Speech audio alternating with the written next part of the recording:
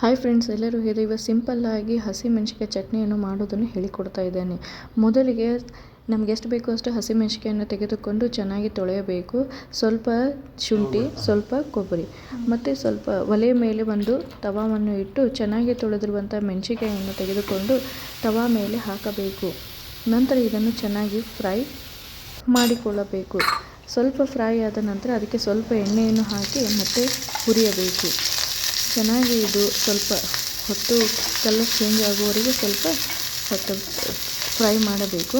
ನಂತರ ಒಂದು ಸಣ್ಣ ಜಾರಿನಲ್ಲಿ ಹುರಿದಿರುವಂತಹ ಹಸಿ ಮೆಣಸಿನಕಾಯಿಯನ್ನು ಎಲ್ಲವನ್ನು ಮಿಕ್ಸಿ ಜಾರಿನಲ್ಲಿ ಹಾಕಿಕೊಳ್ಳಬೇಕು.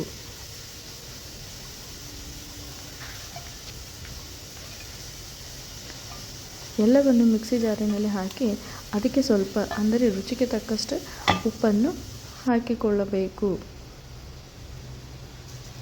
ನಂತರ ಸ್ವಲ್ಪ ಕೊತ್ತಂಬರಿ ಸೊಪ್ಪು, ಅಂದರೆ ಅದು ಮೆಣಸಿಕಾಯಿ ಎಷ್ಟಿದೆಯೋ ಅಷ್ಟು ಸ್ವಲ್ಪ ಚೆನ್ನಾಗಿ ಸ್ಮೆಲ್ ಬರುತ್ತೆ. ಅದಕ್ಕೆ ಸ್ವಲ್ಪ ಕೊತ್ತಂಬರಿ ಸೊಪ್ಪನ್ನು ಹಾಕಿಕೊಳ್ಳಬೇಕು. ನಂತರ ಸ್ವಲ್ಪ ಜೀರಿಗೆಯನ್ನು ಹಾಕಿಕೊಳ್ಳಬೇಕು, ಚೆನ್ನಾಗಿ ಆಗುತ್ತೆ. ಸ್ವಲ್ಪ ಜೀರಿಗೆಯನ್ನು ಹಾಗೆ ಸ್ವಲ್ಪ ಬೆಳ್ಳುಳ್ಳಿಯನ್ನು ಹಾಕಬೇಕು. ನಂತರ ಇದಕ್ಕೆ ಸ್ವಲ್ಪ ಶುಂಠಿ ಅಥವಾ ಅಲ್ಲ ಸ್ವಲ್ಪವನ್ನು ಹಾಕಬೇಕು. ಮತ್ತು ಹಸಿ ಕೊಬ್ಬರಿಯನ್ನು ಕೂಡ ಹಾಕಿ ಇದನ್ನು ಚೆನ್ನಾಗಿ ಮಿಕ್ಸಿ ಗ್ರೈಂಡರ್ ಮಾಡಿಕೊಳ್ಳಬೇಕು. ಇದನ್ನು ಊಟದಲ್ಲಿ ಅಥವಾ ಬಾಜಿಯಲ್ಲಿ ಹಾಕಿ ಚೆನ್ನಾಗಿ ಮಾಡಿ. ನಮ್ಮ ಚಾನಲ್ನ ಲೈಕ್ ಮಾಡಿ, ಸಬ್ಸ್ಕ್ರೈಬ್ ಮಾಡಿ, ಹೀಗೆ ಸಪೋರ್ಟ್ ಮಾಡಿ ಪ್ಲೀಸ್.